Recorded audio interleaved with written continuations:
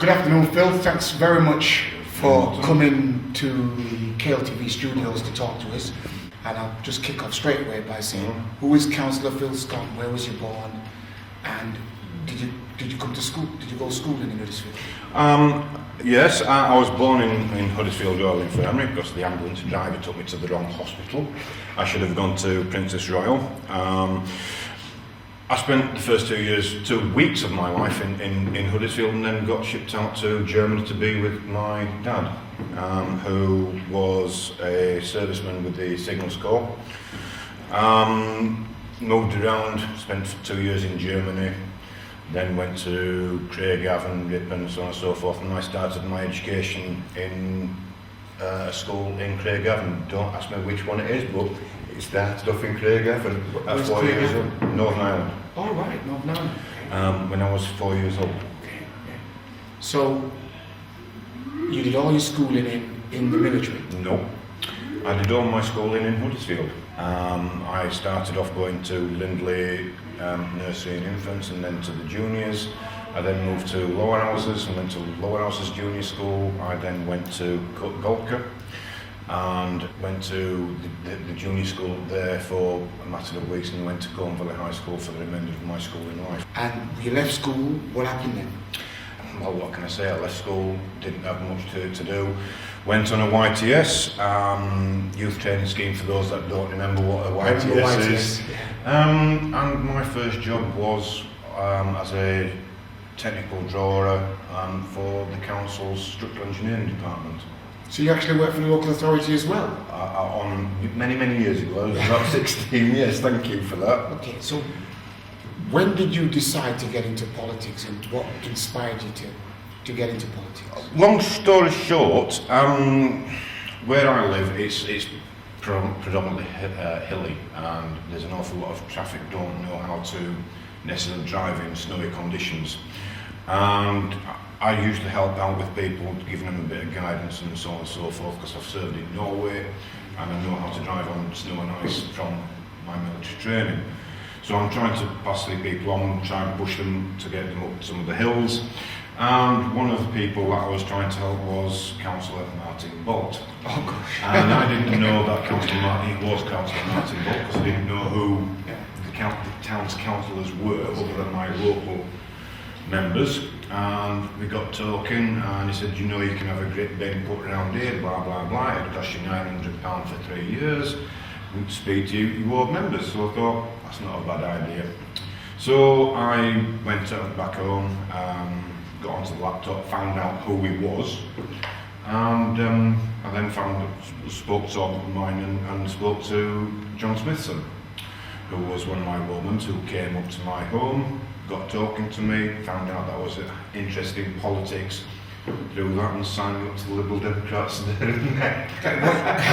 and I've been an active member ever since. So what year was that when you signed up for Lib Dems? About 2006, 2007, maybe 2008. Okay. So you then became a councillor in Almondbury? I stood twice as a paper candidate in Newsham. I then stood for Almondbury and was successful, and I replaced Anne Denham, who had taken the stance to retire. So when did you become the councillor? I became an elected member of Kirklees Council back in 2012. Are you enjoying it? I'm thoroughly enjoying it. What's the challenges in Almondbury? For me, it's being able to represent the wider community, the wider people, their views, and yes, we're going to accept that we're not necessarily going to agree with everybody, but we've got to listen to what everybody's concerns are, and we've got, as members, to generally make a balanced judgment and try and get that view across to full council meetings, planning meetings, licensing, whatever that we're asked to sit on. With also keeping in mind our political views as Liberal Democrats. Yes, there are some meetings where politics is nowhere near involved, and we've got to look at what the people's views are. It doesn't matter whether they're Labour, Conservatives, Green, Independent, doesn't matter. I've always found Almondbury, right? It's a nice village, a beautiful village, but it's absolutely gorgeous. yeah, but it's absolutely on a limb to everything else. So what are the challenges there? Because it seems to be dislocated from the rest of Kirklees. To be honest with you, Almondbury used to be the market town before Huddersfield was even thought of. Almondbury used to have a parish that extended all the way over to Marsden and Slathwaite. Is that something? What used to be that big, the parish used to be, it's no longer there. Some of the things that we've got in Almondbury is Almondbury has a high percentage of listed buildings. Virtually everything through the main centre drag, Northgate, is listed predominantly. You've got Wormwood Hall, you've got De Lacy Avenue. Now the De Lacy family used to be quite big, and they are actually associated with Kirklees Council because of the De Lacy knot. What's the De Lacy knot? It's hard to describe. Is it like a... It's just... Like a Boy Scout knot? Yeah, type thing. Type thing, yeah. So yeah, it's all part and parcel of there, and we've got our affiliation with the town, and so on and so forth. So it is quite a good thing to be involved in. One of the landmarks in Almondbury is Castle Hill. Yes. And lots of people know about Castle Hill, and everybody pops up there. But there's been lots of things in the papers to do with Castle Hill over the last 10 years. Tandy Brothers building something, knocking it down. What's the latest developments around Castle Hill? Well, at this moment in time, I'm aware that we've secured some money from the Huddersfield Area Committee for £10,000 to start some projects up there. And one of my concerns is that there hasn't been anywhere up there in recent years for people to go to the bathroom, to get a drink, and so on and so forth. If we can get something up there for that, that's absolutely fantastic. Now, I understand that they're in the process of putting some toilets up in the tower itself, so that there is going to be that facility, so it may entice a few more walkers and so on and so on, and people to actually visit the historic sites. To say that it goes back thousands and thousands of years is remarkable, but it's still there. Is there any plans to build like hotel accommodation up there, or bed and breakfast accommodation? I'm aware that the Tandy Brothers have been resubmitting, and I'm aware that there's been an awful lot of objections to that, and Barry Shearman, who also lives in the ward, has also intervened, and the Tandy Brothers have brought it out. The problem that we've got is the site is a heritage site. It is protected in that respect, so building on it could be a lot more difficult. However, if it's deemed that the benefits of it is outweighed on the destruction of the heritage, then there is a possibility that planners could approve it. Okay, you're a governor at Almondbury High School. Yes. What enjoyment do you get from that? As a governor, you've got to get a say on the strategic planning of how the school's direction is. And governors are there as a critical friend to the school. Now, when I was there, one of my bugbears, and I used to be bullied when I was a kid at school, was bullying. So I actually became the anti-bullying governor with that special responsibility. So I would go in, look at the school's policies, and towards the end of it, we were finding that the policies were just getting a little bit out of hand. So there was a strategic review done. Now, unfortunately, I had to give up being the school governor at Almondbury High School because of the job that I'm doing. I was an democratically elected parent governor because I had children there. And because I'm now a member of the council, you're not allowed to be a democratically elected member of the parent governor side of things. There's nothing stopping me from being a community governor there or anything else, but to me it felt that I can still support all the schools within my ward, and I support all the schools completely because I think they do a fantastic job in difficult circumstances in today's day and age. And Almondbury is in an unprecedented situation where it's got two high schools. King James's, fantastic results, can't fault them. In that way, they do what they say on the tin. They get the kids the grades. And then there's Almondbury High School. Almondbury High School's got a few more challenges with regards to it sits in a higher deprived area, and there's more children who go there that are on free school meals and so on and so forth. but giving them the ability to move forward. My kids have gone to the high school. My youngest is still at the high school. She was destined at the beginning of year 7 to reach a grade 6 by the time she got through the key stage 2. Yeah, key stage 2 up to year 9. In some of those subjects she's surpassed that. She's now potentially on target to get A stars to A, Bs in virtually all her subjects, and she's got the commitment there. The staff are committed to each individual child. If the child's fallen behind, then there is things that we do. We're trying to invest into the children because we want to give them the best ability and the best possible start for when they get into adulthood and working life. Yeah, and fair play to Mr. Bowen up there and yes, Janet Tolley is the head. Yeah. Trevor Bowen is the deputy head, yeah. And those two do with the other senior leadership team and staff do an absolute fantastic job, and they are dedicated, as is Robert Lamb and his senior leadership team and staff at King James's. They do an absolute fantastic job during difficult times. Okay. Well, that kind of moves on to the next question, is about poverty in Almondbury. And you're the chair of the Poverty Council. I was, yeah. Poverty. Basically, I set up a community forum for tackling poverty. Now, things have moved on from there. I'm one of the co-chairs of the Almondbury and Newsham Children's Centres. Okay, and I sit on the management board. But there's also a secondary committee that we formulated, which again I'm going to chair. It's mine specifically for my ward, and Andrew Cooper's is specifically for his ward. That forum is then going to be for the frontline workers to go out and give support to families who are struggling, families who are finding it difficult with regards to the benefit changes, with regards to show plans, loan sharks, and so on and so forth. So much so that I'm actually looking at, and I've got the support of Kirklees College on this, an adult education centre in Almondbury High School.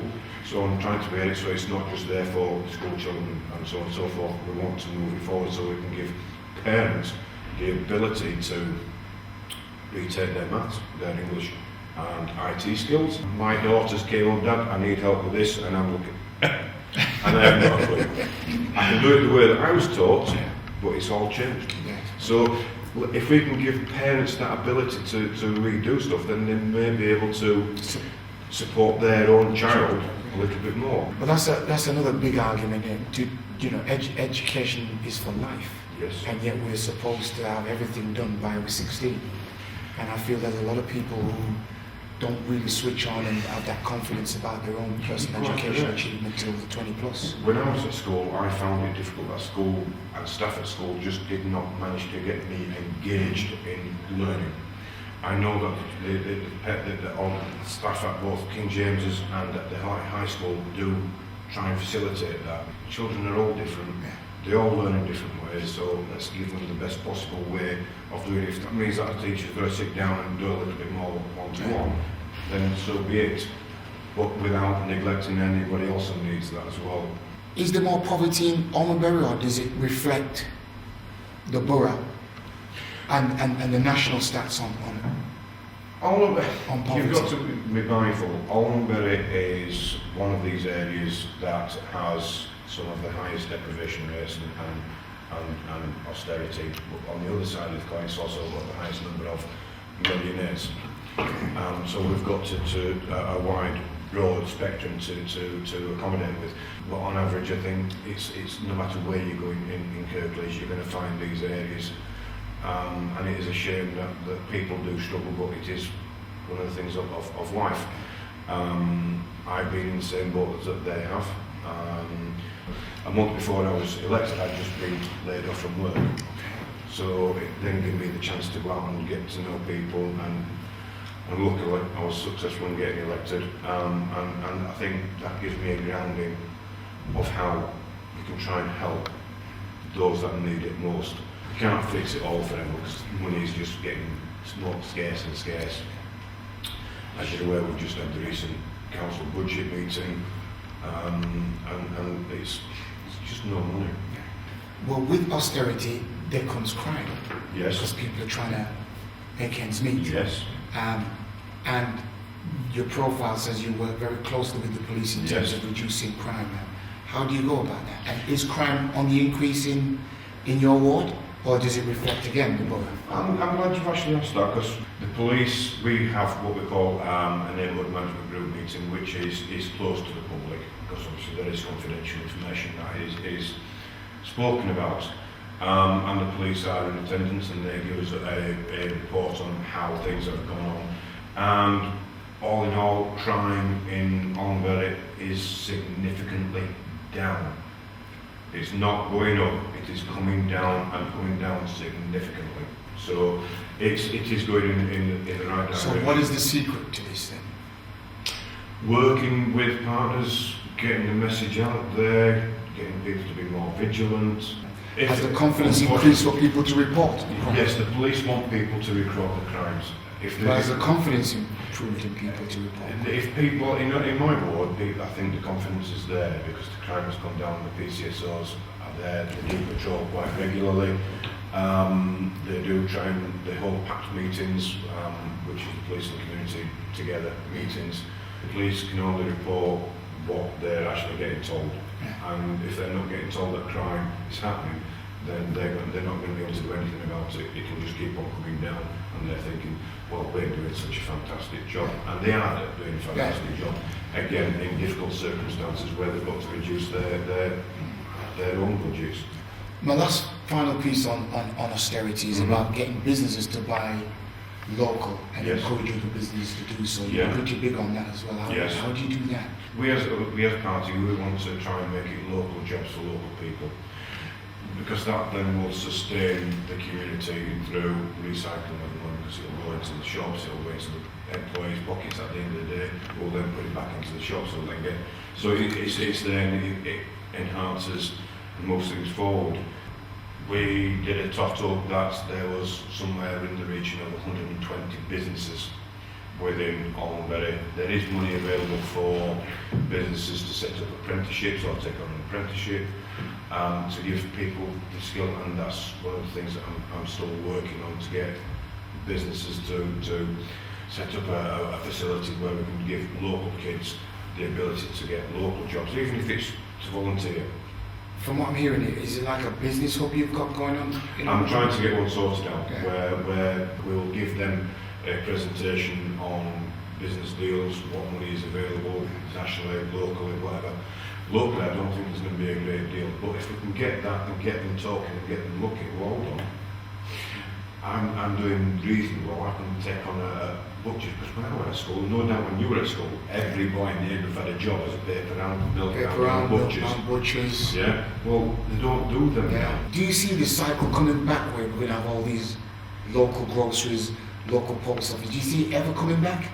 It depends on each community. Yeah, in Almondbury we've got 2 butchers, and both seem to be doing reasonably okay. We've got a florist, we've got a restaurant, we've got 2 cafes, we've got 3 cafes now. There was a bank within Almondbury, and unfortunately the HSBC said that it wasn't doing enough on the footfall. Well, every time I went in there, you were queuing up to get to the counters. There's been an awful lot of arguments about that. I've even written to every single banking organisation in Huddersfield, see if any of those would be interested in taking it on, and I got 3 responses. One, we will look into it from the drive back to Scotland. Halifax, we said we would look into it, we'll contact you at a later date. And then the Leeds Building Society said we're not looking to expand at this moment in time. No other banking organisation has responded. And I'm a little bit disappointed that that is the case. Now, local businesses, when there's a bank in the village, local businesses generally did better than anywhere that didn't have a bank in the village. And I'm rather annoyed that HSBC have taken a stance that they've taken. Before we close, I just want to ask you a few more questions about your armed service career. Yes. When did you join up, and how long was you in for, and where did you serve? I originally joined up the armed forces when I was about 18. I joined up 5 Royal Irish in Northern Ireland. And You were actually... I lived in Northern Ireland at the time. And as a process, I joined the local TA unit there. I went to the Kingsleaf Depot, which in them days was at Enniskillen, and I did my 2 weeks training for the TA, now the Reserve Forces. I then came back to the UK, and I transferred from C Company 5 Royal Irish to C Company 3 Yorks down at the drill hall in Huddersfield. And I thoroughly enjoyed it, so I thought, well, why not go ahead and join the regulars? So I then signed up, and I went to the 1st Battalion Duke of Monson Regiment in 1989. I always ask this question as well. Do you believe in national service should be bring it back? Do you think it would be a good thing when you're looking at youth and employment? I think national service has its place. I think it will instill quite a bit of discipline and self-respect, and I think that some people these days don't have that. You can generally spot a soldier a mile away because of the way his stature is and the way he holds himself. I know you've served, I know I've served different services, I'm hastened to add, but fundamentally we did the same job. Well, we both walked in and we were in step one. But you get that camaraderie. Yes, when you're in the service, you've got that rivalry, as it were, but when you leave, you've got that camaraderie. It builds up. I thoroughly enjoyed my time. When I came out, I spent a year in civilian life. I found it extremely difficult to adjust, so much so that I tried to get back into the service 12 months after, and unfortunately I was classed as too old. Is this one of the reasons why, or it influenced you to join this Covenant board?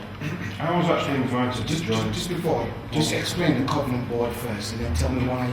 Basically, what's happened is because we've got so many armed forces personnel leaving the forces through redundancy or whatever. Some of them are finding it difficult to adjust. They're going into alcoholism, they're going into drugs, they're sleeping on the streets. And we want to give these guys the support that when they leave the forces, they've got somewhere where they can go and live.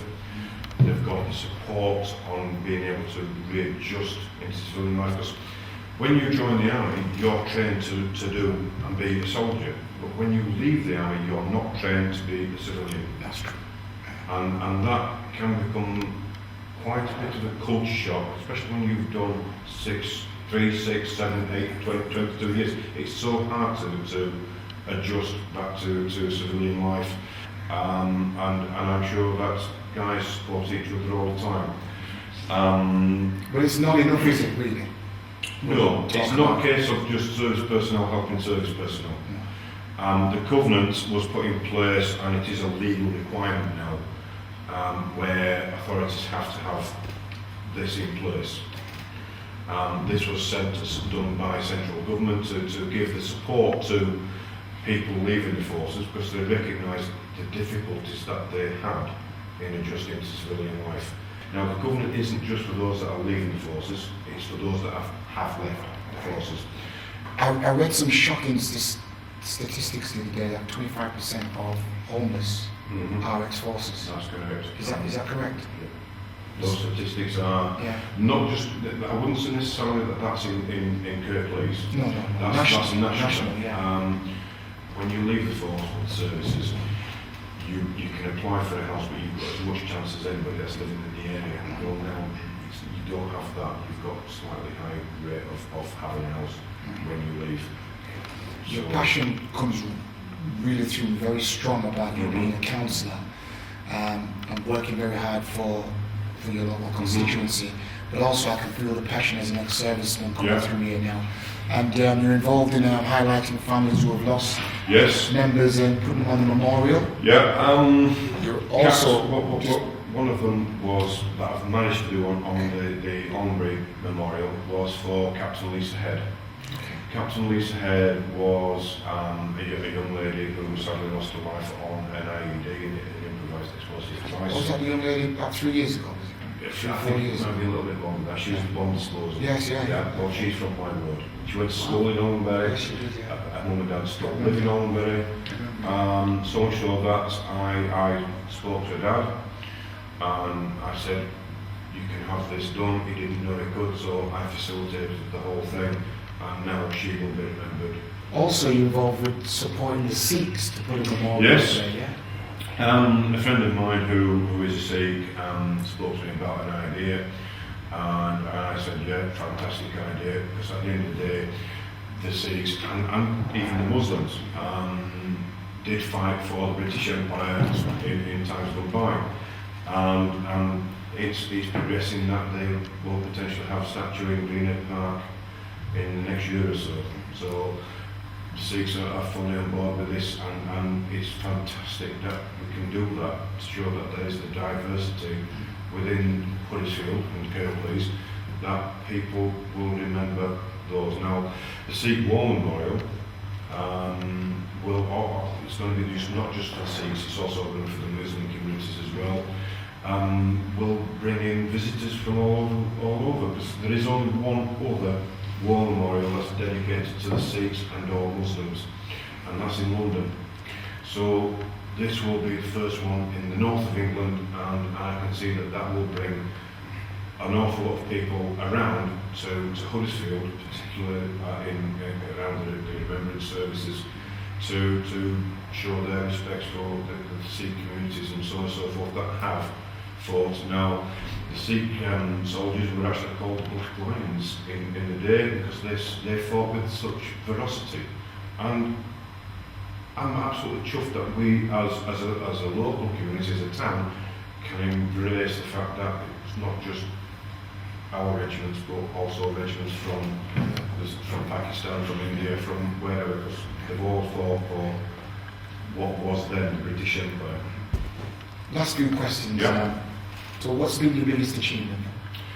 I think the fact that I now sit on an adoption panel, so that children that have been taken into care, there is the opportunity for them to be married to parents that want to adopt.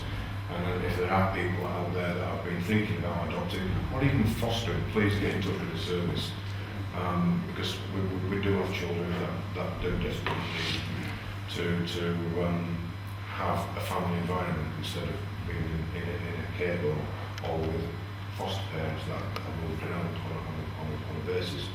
So if we can get people to sign up and come forward, fantastic. Final message, what would you say to the local constituency as a message of aspiration and hope? It's one of those things, we're not just sat there, we're not just the ones that say, right, we're voting in for a raise in council tax, or yeah, we're voting for that road to be done, or that road to be done, or this, that and the other. Yes, that is part and parcel of what we have to do. However, when we leave the council chamber, politics, for me, stays in the council chamber. I'm there to represent and work for the people of my ward, my constituents, and anyone who will come to me at any time on my mobile. If I'm in meetings or busy, I will contact them back with regards to anything, as will any of my work colleagues. They will do exactly the same. Councillor Phil Scott. Phil, even though you're from the army, thank you so much. Oh, it's just the army left right. Thanks very much for that. God bless you with your endeavours. Yeah. Thank you very much.